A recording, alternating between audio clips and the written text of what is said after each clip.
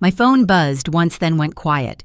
A single text from my mother appeared on the screen. "Elena, you don't need to come back. Some places aren't meant for you. No call, no explanation. Just that line, cold and final." Outside, snow fell over the city like ash. I stared at my coffee until it turned lukewarm, wondering how a family could erase someone with just 12 words. It was Thanksgiving week, the one time I still believed maybe this year would feel different. But when I opened our family group chat, I saw the photos. Candles, turkey wine glasses, all tagged. Everyone smiling, except me. I scrolled back to her message. Read it again. The silence that followed wasn't loud, it was hollow, like the air right after something breaks. "Some places aren't meant for you." I looked around my apartment where the only sound was the fridge humming and the city lights flickering through the snow. In my head, I could see them, Mom laughing at the head of the table, Dad carving the turkey, Ryan cracking another smug joke. They probably told themselves I was too sensitive, too distant to Elena. And maybe I was. I'd stopped being their quiet fixer years ago, the one who smiled through insults and picked up the bill no one else offered to split. I pressed my palm to the cold window, watching a couple across the street carry groceries together, breath fogging the air. It looked warm, ordinary, everything I used to want family to feel like. My phone was still on the counter, the message still glowing. I thought about replying, about begging for a reason, but the words wouldn't come. Instead, I said it out loud, barely a whisper. "You said I don't belong there." "Fine." Then I added quieter, like a vow only the night could hear, "I'll build something you'll never forget." For a moment, the city seemed to pause. Snowflakes hanging mid-air, traffic lights frozen red. And in that stillness, something inside me shifted. If you've ever been cut off by the people who made you, you'll know the exact second pain turns to purpose. That's the moment I stopped being their daughter and started becoming something else entirely.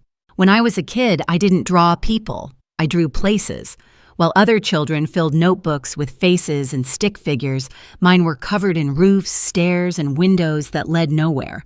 I liked how buildings made sense. You could design where things belonged. People weren't like that. My parents never really saw it as talent. To them, it was just another phase. Ryan, my younger brother, was the golden one, the funny one, the one who could skip responsibility and still get praised for potential. I was the quiet one who thought too much. I still remember the night I showed them my first dream.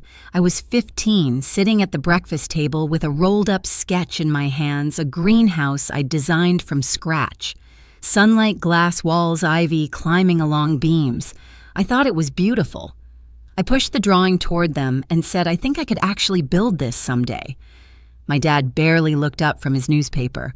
Mom smiled the kind of smile that means no. "Sweetheart, that's ambitious. But you might want to focus on something practical." Ryan leaned over, grinning. "Looks like a fish tank for plants." They laughed. I didn't. Later that night, I found my drawing crumpled in the trash coffee grounds, staining the paper.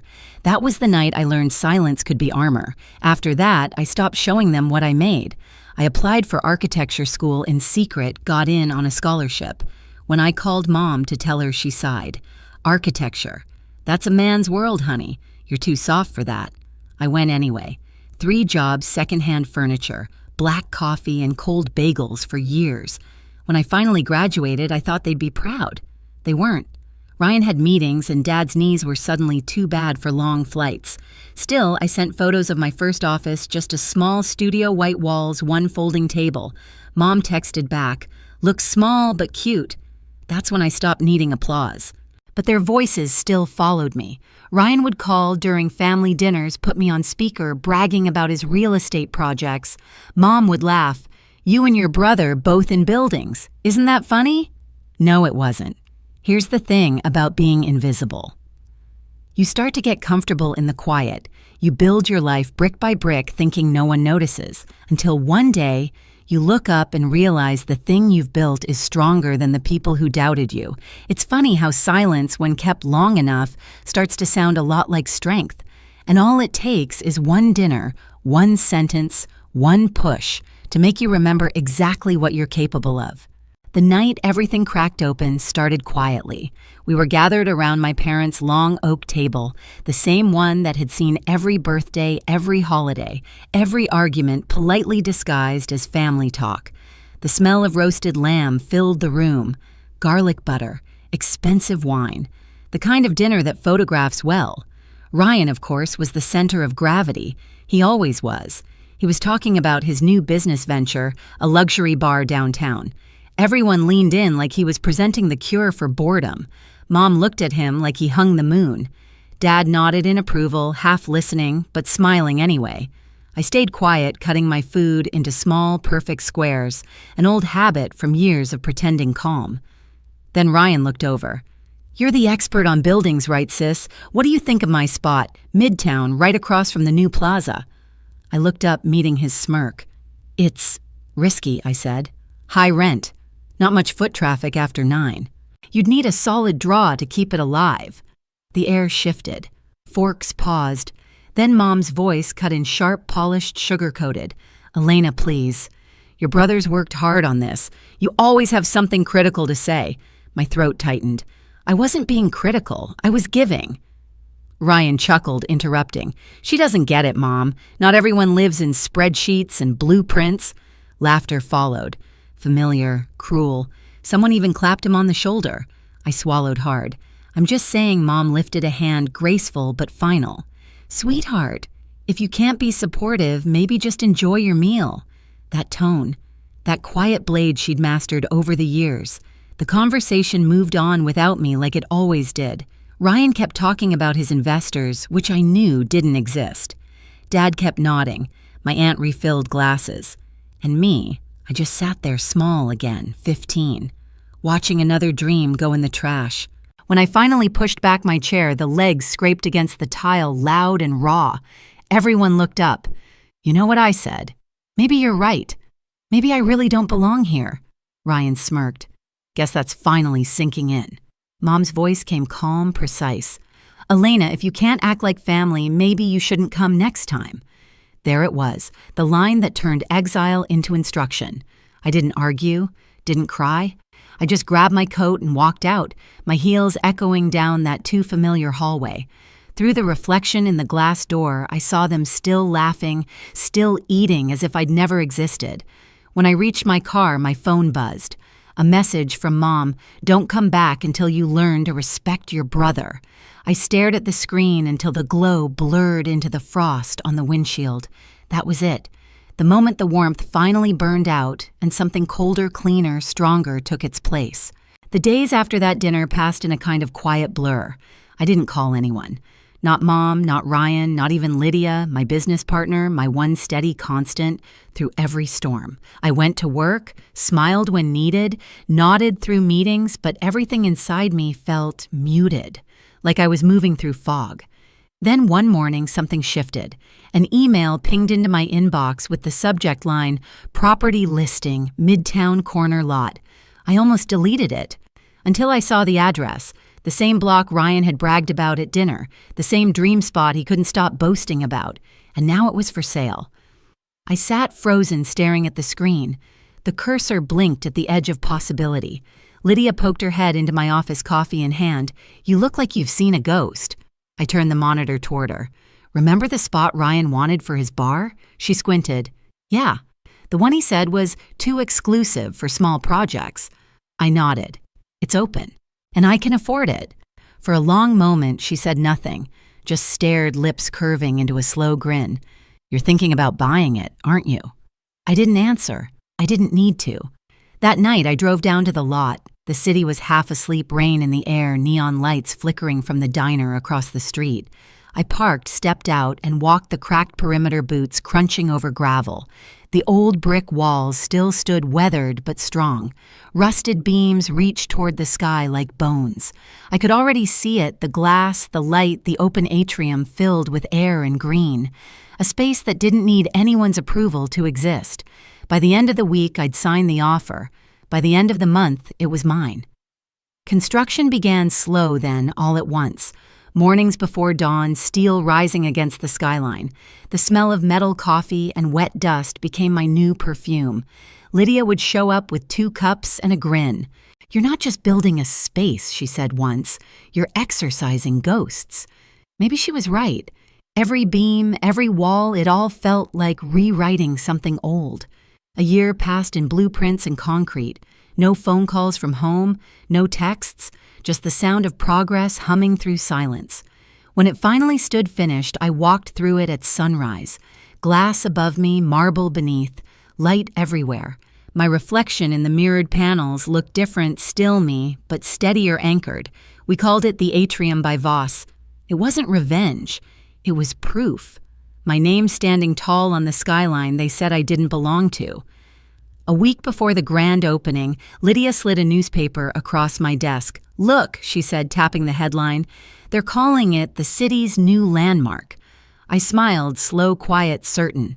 They told me never to come back. Soon they'd be walking through doors with my name on them. Opening night felt like stepping into another life. The atrium shimmered under amber light, every panel of glass reflecting the city's heartbeat. Soft jazz floated through the air, blending with the hum of voices and champagne laughter. It didn't smell like revenge. It smelled like arrival. Guests poured in, dressed to impress clients, architects, investors, even a few critics who once ignored my calls. I smiled, shook hands, felt the warmth of cameras flashing. Lydia glided through the crowd in a green silk dress, clipboard in one hand, champagne in the other. She leaned close, whispering over the music. "You did it," I smiled back, about to answer. And then I heard it, a voice that didn't belong here. Too loud, too familiar. "Ryan." I froze, glass in hand.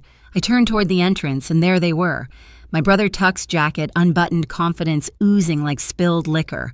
Behind him, my mother clutching her purse like she owned the room. And my father a step behind, quiet as ever, eyes darting everywhere but mine. For half a second, I thought maybe I was hallucinating. But then Ryan's laugh rolled across the marble floor, and the sound made my chest tighten. "Guess word gets around," Lydia murmured beside me. They weren't on the guest list. I knew every name that walked through these doors. At the front desk, the hostess smiled politely. "I'm sorry, sir. There's no reservation under Voss." Ryan frowned. "Check again. It's our name on the building, isn't it?" Mom stepped forward, her tone dripping superiority. "We were told this was a private family event. I'm Mrs. Voss." The hostess hesitated, then looked toward me. I set my glass down, walked across the floor. The chatter around us dimmed with each click of my heels. "Good evening," I said softly. Mom turned. For a heartbeat, confusion crossed her face like she didn't recognize me in my own space. Then came the disapproval, the judgment, the same old script. "Elena." Ryan smirked. "So this is your little project, cute. Thought you'd be designing coffee shops or something." I met his eyes. Calm, it used to be small. Then I stopped listening to people who thought small. His fake smile faltered. "We'll take a table," he said quickly. "We're family after all." I nodded to the hostess.